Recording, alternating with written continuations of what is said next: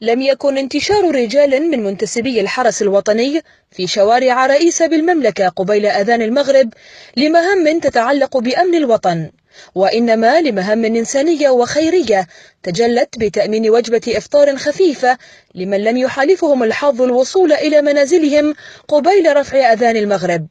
إذ بدأت رئاسة الحرس الوطني تنفيذ مشروع إفطار صائم خلال شهر رمضان المبارك بأوامر من سمو رئيس الحرس الوطني الفريق الركن الشيخ محمد بن عيسى الخليفة، وتوجيه من معالي اللواء الركن الشيخ عبد العزيز بن سعود الخليفة مدير أركان الحرس الوطني بتثبيت نقاط إفطار يومية طيلة أيام الشهر الفضيل. وبكلمات فيها أسمى معاني التلاحم والتحاب بين أبناء كل الوطن، استقبل المواطنون والمقيمون مبادرة رجال الحرس الوطني، إذ قال أحدهم: لستم فرسانا في ساحات العسكر فحسب، بل فرسان أيضا في رفع لواء سماحة الدين والتمسك بعادات مجتمعنا الأصيل.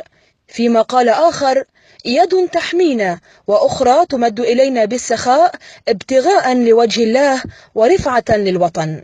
ودرجت رئاسة الحرس الوطني على تنفيذ مبادرات خيرية تجسد الشراكة المجتمعية في مناسبات عدة بينها شهر رمضان المبارك، حيث تتجسد الأهداف الخيرة وتتضافر القلوب الرحيمة لتتآلف كالجسد الواحد، إذا اشتكى منه عضو تداعى له سائر الجسد بالسهر والحمى. ولم يكد يطلق مشروع إفطار صائم في رئاسة الحرس الوطني حتى تسابق منسوبوه للاستجابة له ومد الأيدي السخية، وانتشروا على شوارع رئيسة في المملكة لتوزيع وجبة فطور خفيفة متضمنة المياه والعصائر على أشخاص وعائلات شاء الله أن يكون ثواب فطورهم بسواعد رجال الحرس الوطني. قال رسول الله صلى الله عليه وسلم: من فطر صائما كان له مثل أجره، غير أنه لا ينقص من أجر الصائم شيئا. صدق رسول الله.